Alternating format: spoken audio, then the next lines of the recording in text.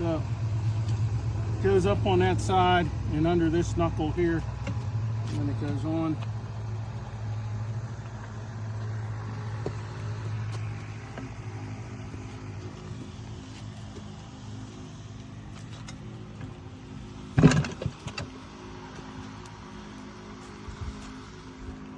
I had already lubricated the other side. Now I gotta lubricate this side. I've already cleaned and prepped the rim.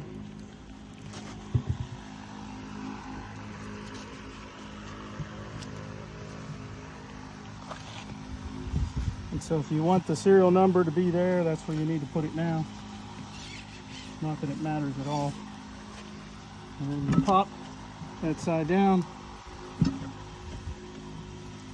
this side on top, come around the other side. Under, over.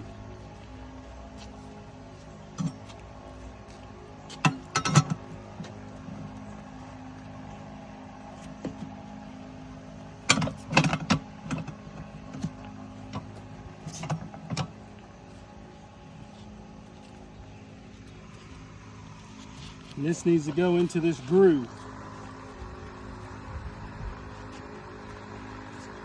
Come here. Here. There.